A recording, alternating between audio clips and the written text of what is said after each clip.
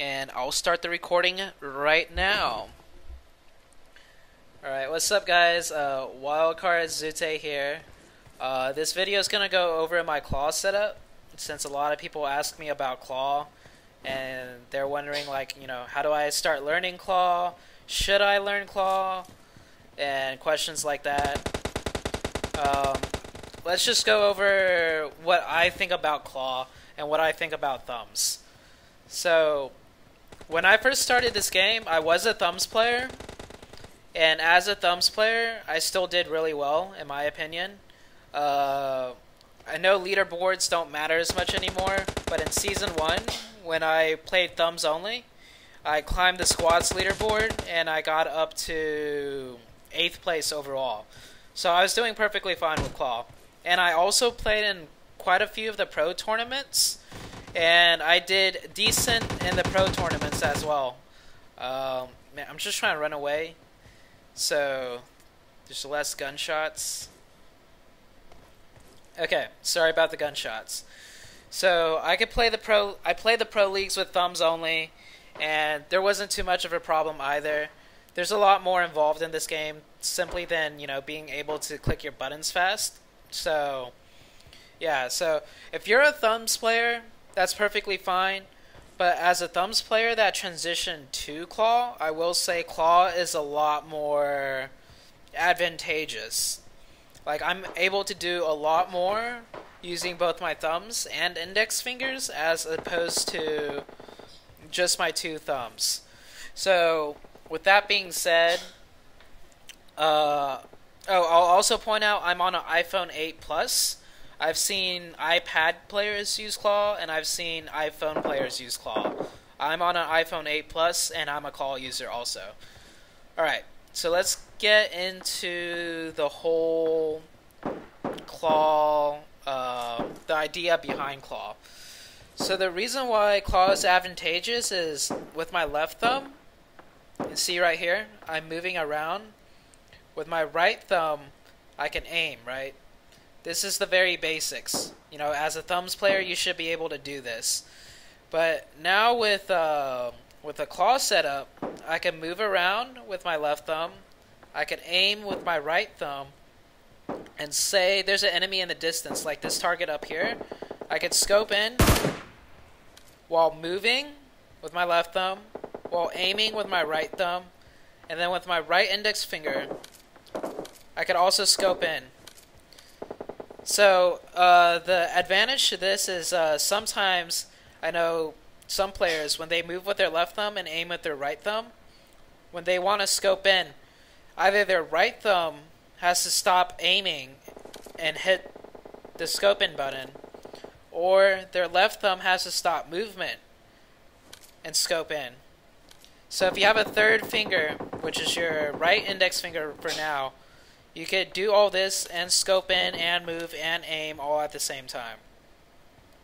So that's a 3-finger claw setup. I personally play with a 4-finger claw setup, so my left index finger hits the top left button, which is my shoot button. So now with this setup, I can move around, I can aim, I can scope in, and I can shoot, all at the same time. So one advantage to being able to do this is, say there's a target, let's say this tree is a target right here, and I don't see the enemy until I get close. I could run, I could aim, snap in, and move, and shoot, all at the same time. So basically this lets you be super mobile.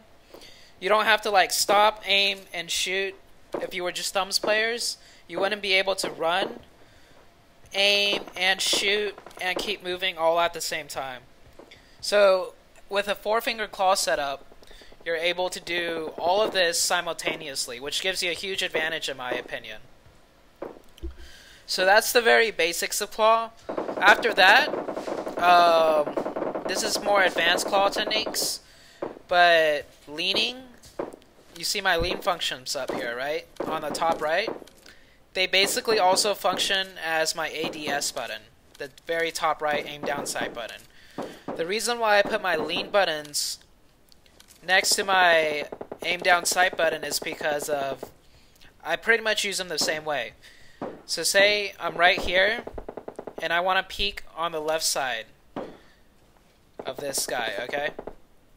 So say I'm right here and I want to peek left, aim down and shoot. I just hit my lean button and it lets me lean over and shoot. Same with the lean to the right.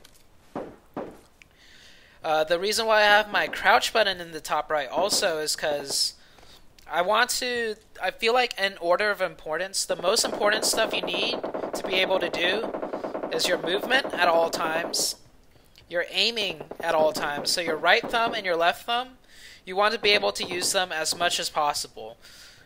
So what I mean by this is you don't want to use your right thumb as an ADS button, because then you have to sacrifice aiming for a split second to ADS. So your right thumb and left thumb are like very important to be able to use at all times. So that's why for the crouch button on my top right, I also have it included as my right index finger. So that way I could be... Sorry, my girlfriend just was telling me that I was shouting because I have my headphones on and there's gunshots in the background. I don't know if you guys heard that or not, but I was telling her I'm recording a video. And then, okay, so what was I saying? I was talking about the crouch button. So I have my crouch button in the top right also, so that way I can move around, aim, and then crouch when necessary. Pretty much the same reason why I have the ADS up there, so I could crouch and then ADS. Crouch and lean and ADS. These are just more advanced techniques. In a straight up gunfight, chances are you won't use it that often. But say there's a target right here and you guys are both spraying at each other, and then you crouch and then ADS and shoot. You basically become a smaller target, you know, when you crouch down. And also, if you guys didn't know, if you're crouch shooting, there's less recoil. It's not that noticeable, but I was spraying an AK in training room over and over between crouched and not crouched, and crouching has a slightly better recoil. So that explains my lean buttons and my crouch button, why they're located up there. For my prone button, you guys might have seen me use this before. I don't use it too often. I'm still trying to make it a habit. But the reason why I have my prone button near my movement button is, for example, I'm running full speed. If I don't stop, or hold on. Okay, the bug actually isn't happening anymore.